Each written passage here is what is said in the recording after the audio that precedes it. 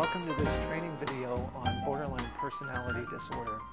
I'm Mark Brennan, your host, and I'm Project Director of Continuing Education Television at the Missouri Institute of Mental Health in St. Louis, Missouri. And with me today is Miguel Lewis, who is a doctoral student in psychology at Nova Southeastern University in Fort Lauderdale, Florida. He is fulfilling his internship requirement at the St. Louis Consortium, and his current rotation is at both the St. Louis Psychiatric Rehab Center in St. Louis as well as the Missouri Institute of Mental Health.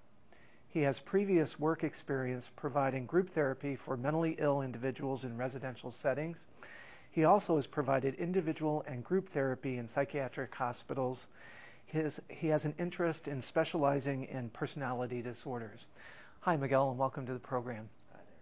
We're going to be talking today about personality disorder in general and borderline personality disorder specifically. Okay. So a good place to start would be for you to talk to us a bit about what personality disorder looks like. Okay. A personality disorder, what it looks like is that it's a continuous type of, it's a continuous and stable personality characteristic that you can see with their thinking patterns, with their behavior, with their emotions. Usually starts off in adolescence or early adulthood, and it can kind of affect lots of areas in their life, such as their occupations, work, interpersonal relationships, and other areas as well. For most people, and I imagine our audience as well, there's no difficulty in looking at someone who might have a psychotic disorder because you can see things like hallucinations and delusions, and you can see people acting on those things. But for someone who has a personality disorder, it's not really clear that they're having difficulty. So can you talk to us about how one might discern whether someone has a personality disorder? What would you need to look at to kind of figure that out?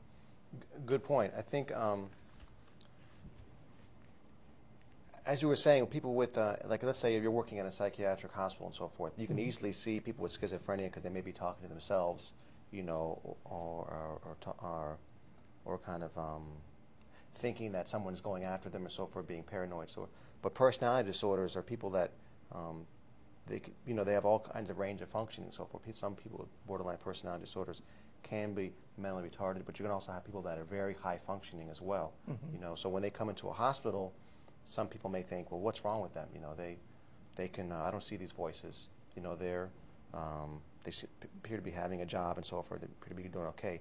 But as you talk to them, and as you kind of maybe start reading their hospital charts and finding out about their history, these people do have difficulties. And where are those focused in their lives? Where are the difficulties? The difficulties could be, especially with borderline personality disorders, can be with their relationships. Okay. Relationships with others. Oftentimes they'll have unstable relationships. They can't seem to keep marriages. They'll go from marriage to another marriage. They'll have problems at work with other people. They have problems with their emotions, and with problems with family members. So I think the biggie with this one is just intense emotions that kind of affect all kinds of areas of their lives. Okay. And so can we talk a little bit about what are the symptoms that are involved in borderline personality disorder? One of the first ones, and this is all these symptoms, about 9 symptoms in all, and in order to have the criteria for borderline personality disorder, you need at least 5 of them.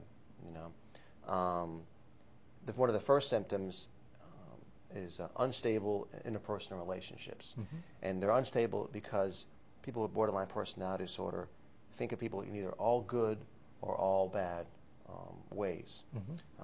For instance, if you were my therapist, if things are going particularly well that week for a person with borderline personality disorder, they may think that you're the greatest thing on earth, that you're doing an excellent job, you've really helped me out a lot, and just kind of put you in almost in really high terms, almost too high, unrealistic way of looking at someone. And then the following week, they may say, because maybe you didn't return my phone call, or maybe you're going on vacation or so forth, they may think that all of a sudden the therapist is really bad. You're horrible, you're terrible, and I'm leaving therapy, I'm quitting. That's one of the first ones. It's kind of intense, swings of the way looking at people, and they're all good or all bad. And actually, Dr. John Gunderson, he's a psychiatrist out of Harvard University, and he's done a lot of work, probably a lot of research in the last 30 years on borderline personality disorder. He would kind of be reluctant to give some of this diagnosis if they didn't have this particular characteristic. Oh, okay. Although they don't necessarily have to have that, because they can have the 5 or the 9, but he would say this is one of the biggies for them. Okay. What are some of the others then? Another one is a fear of abandonment. Have you ever seen the movie Fatal Attraction? Yes, yes. Well, in that movie, Glenn Close, at one point when she's in the apartment with Michael Douglas, he acts as if he's going to leave, and she says, "Don't leave me." You can really see the fear in her face, And another point, she even said, I think, in the movie, "I don't know what I've done if you didn't come back." So we can really see that fear of abandonment, and it's just not being comfortable with that, having someone around at all times. She's not a very likable character in that movie, is she? No, she's not. She's, and I think it's a result of her kind of clinginess, her intense anger, her cutting herself, and she's has a lot of characteristics of borderline personality disorder.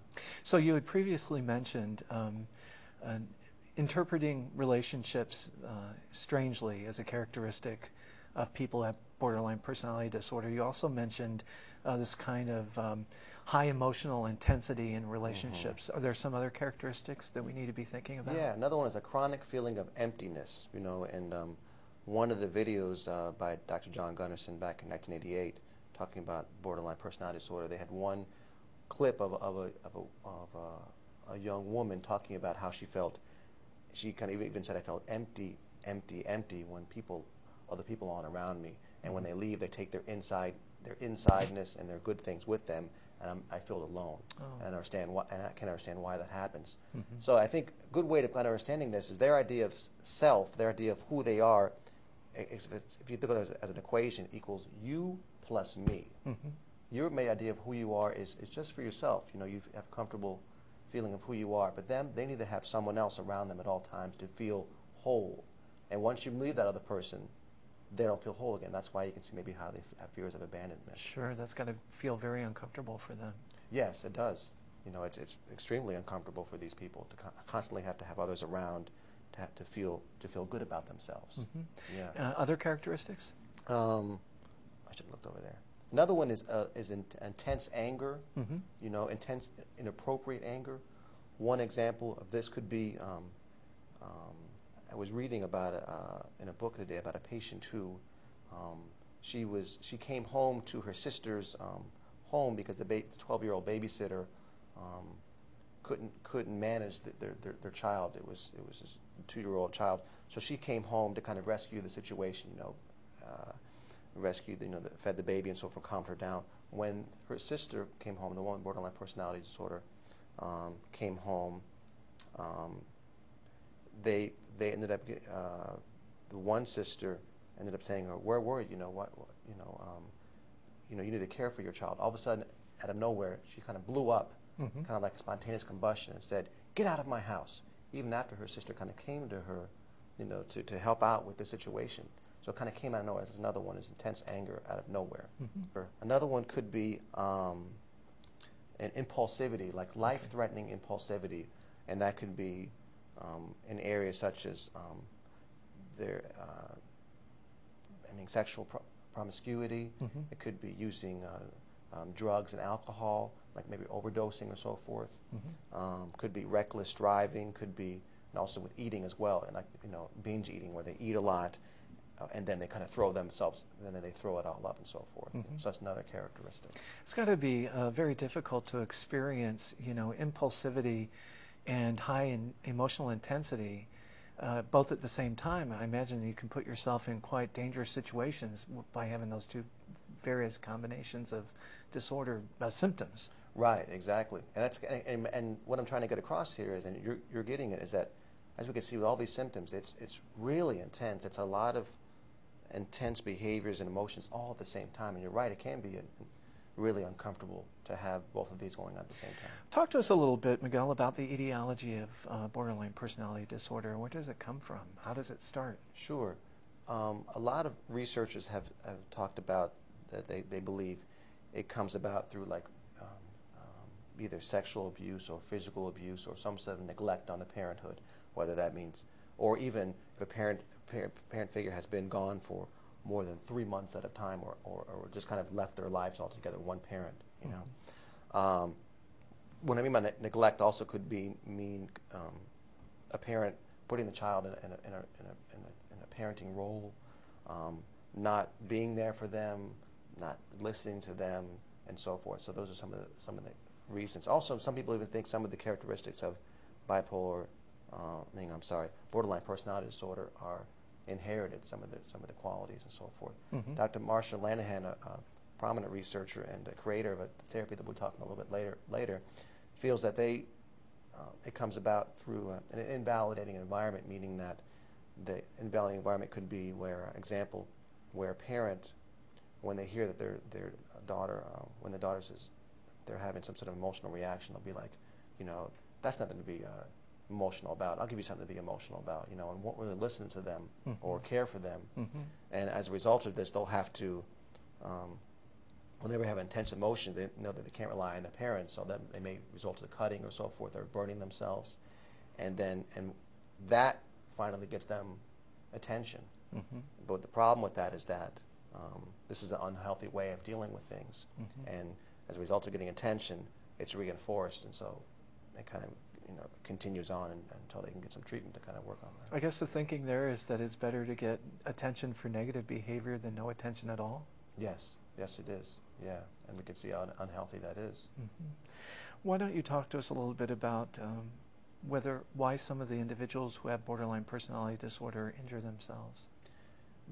They injure themselves usually because they're in some sort of an emotional pain, mm-hmm. such as in the movie Fatal Attraction, Glenn Close, when she thought that she was being abandoned by Michael Douglas, we saw that all of a sudden she surprised him by having cuts on her hand. Mm-hmm. You know, so it can be maybe some sort of fear of abandonment or some sort of intense emotional experience. And what's hard for a lot of people to understand, and even myself for a while, is that why would someone who's feeling all this emotion cut themselves to make them feel better? Mm-hmm. That doesn't make any sense. But for them, some of them say they've cut themselves or they'll burn themselves, or they'll do that because of the emotion, they'll be distracted from the emotion, and all of a sudden they can think about the physical pain instead, or they'll see the bleeding and so forth, you know, and it'll be a different way of, they're just kind of distracted from what's going on, their emotional state at that point. So how do you treat someone with borderline personality disorder? What are the treatment options?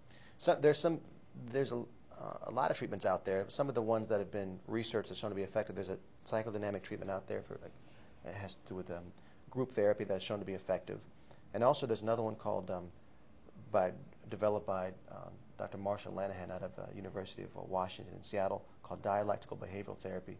Before I get into this, I wanted people to know that for this particular disorder, as we can see, it's a lot of intense stuff.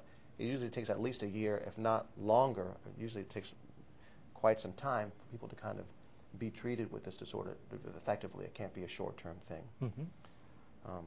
The dialectical behavioral therapy, that's just a fancy way of saying dialectical, kind of like a blending of instead of thinking of things as black or white or black or white, it's kind of a blending of, it's like an and or type of thing, where you can kind of, for instance, blend emotion and also reasoning together. Okay. You know, and this particular therapy they try to validate them as well. She tries to validate by telling them they have a right to have their emotions, and that makes them kind of feel good as well for the first time in their life. Even negative emotions?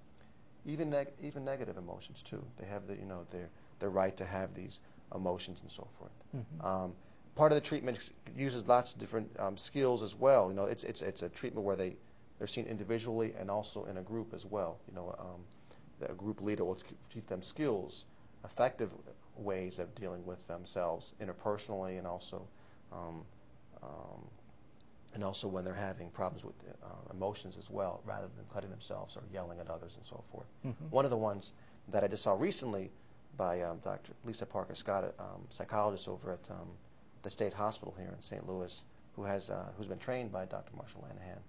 She was doing something called distress tolerance, and that's one of the skills they can learn, and that's just a fancy way of saying that how can people soothe themselves through soothe themselves either through looking at a picture, that could be like, sight, or smelling some lotions, or taking a bath, or listening to light music. How are some other ways that they can cope effectively other than hurting themselves? So the suggestion might be for clients to soothe themselves through their senses, whether it be hearing or sight or taste or touch or smell.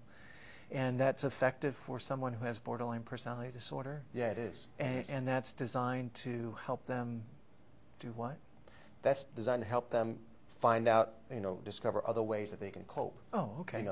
Instead of hurting themselves, when they're really emotional, when they're thinking someone's going to leave, they can say, okay, now I've learned these skills. Let me go take a warm bath, or call a friend, or look at a peaceful scene to kind of calm themselves down, to kind of get through this, as opposed to some destructive ways of dealing with it. Okay, so it sounds like you're trying to train clients to use adaptive behaviors to deal with their anxieties. Yes, right? And that's just like one of the skills that she uses. There's many skills, but to give an example of what this dialectical behavioral therapy, is. Tell me, Miguel, about the stigma that's attached to borderline personality disorder. Sure. I think often people who deal with this particular disorder, whether it be mental health providers, therapists, medical doctors, nurses, social workers, anybody that has that deals with this particular population, oftentimes, or they may sometimes think that they're manipulating. And oftentimes, a lot of people don't even want to work with this population. Even the name kind of sounds a little scary. Borderline. Well, what does that mean? What are they on the border of, or and so forth? And oftentimes people may think that because they're cutting themselves, whether it's in the coming into the hospital as a result of something that happened at their house, or even if they cut themselves within the psychiatric hospital, they may think, oh, these people are manipulating, they're trying to get attention, they're needy. And what we need to understand is that, think about it, if someone has to cut themselves, then as a way of coping, then that's not healthy. That's not something that you and I would do. No, it sounds like they have internal turmoil that most people would, if they talked with individuals, might think that the person was pretty stable. But it sounds like from what you're saying, they're not stable at all. Right. When we really start to get to know them, we see that they have a lot of unhealthy behaviors. So part of the stigma is that staff think that the clients are trying to manipulate or control the situation to get what they want, and that's not true. Right, right. And by having those types of thoughts, that they're trying to manipulate or they're trying to do these things, then that's not providing them with a caring environment. Once again, they're being invalidated, they're not being cared for, and this may lead to other sort of behaviors as well. We need to kind of realize that, hey, it's a very difficult population to deal with. Sure. It's very, very intense, but we need to kind of understand, what's going on with them, and try to do as good a job as we can with them. Miguel, what can staff do, people who work with folks who have this disorder, what can they do to improve their attitudes with working with these individuals? Sure. I think one of the things that they can do is kind of, through this video, kind of understand more about what's going on with them, and finding out, educating themselves. Maybe this is why they're reacting this way. But also, I think it's important, because this population is so intense and so difficult to work with at times, you need to kind of consult with other colleagues, with friends, with even obtain some supervision if you're a therapist, to kind of deal with this, because with this population, I think more so than a lot of them, like depression, you can kind of understand and kind of have some empathy for them. But when someone in session, or if they're in the unit's kind of yelling at you, or they're being very demanding at times, it's kind of hard to get that empathy. So it's important to talk to others, and kind of and consult other people to kind of talk over these emotional feelings that you're having towards these clients. So if you were my supervisor, it would be okay for me to come to you and tell you that I'm having a difficult time with this particular client. As a matter of fact, I might even say, that I don't like this client? Would that be appropriate to talk about in supervision? Sure, sure. I think it's a natural thing. If someone's, maybe telling, like I said before, telling you that, 1 week that you're really great, and next week you're telling you you're horrible. It's going to be very confusing. Very confusing, and also one would have that reaction. I don't particularly like this person, and but that's why it's good to go to other people and get some supervision so you can kind of talk about those feelings. Otherwise, if a therapist doesn't get some consultation, they may, that may come out in therapy. They may unconsciously miss an appointment, sure, or not care for them as much. So it's really important to come to supervisors, whether you're in a hospital or whether you're a therapist working alone, getting help from others. And, I'm sorry. Go ahead. That's one of the good things about these two particular therapies. I think the psychodynamic therapy and also DBT that makes it effective is that as part of the treatment, in DBT therapy, the therapists that are treating the people, they get together and talk to themselves about their intense emotional reactions that they're having. They have some support, sure, that they need, and also to make sure that they're remaining focused on the treatment and being effective, not kind of going off on a tangent.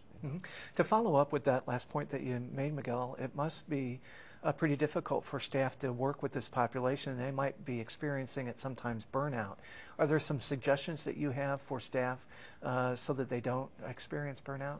Sure. I think if, let's say, you're having a person in psychiatric hospital is having a difficult time with a client, sometimes you can just say, excuse me, 1 second. You can switch with someone else. Because if you have let's say you have a long shift and you have a whole floor of people with borderline personality disorder, it could be very difficult. So if you switch with someone else or take a break yourself, I think that can help. I think taking care of ourselves is another important thing, especially with this population, by getting enough sleep, by exercising, having outlets. I think that's very important. Because with this population, you can easily get frustrated by wanting to solve all their problems, especially when they're calling a lot in the middle of the night or so forth, or having these suicidal gestures. And you need to understand that we can help them, but it's them who needs to help themselves as well. Thank you, Miguel. I appreciate you coming by.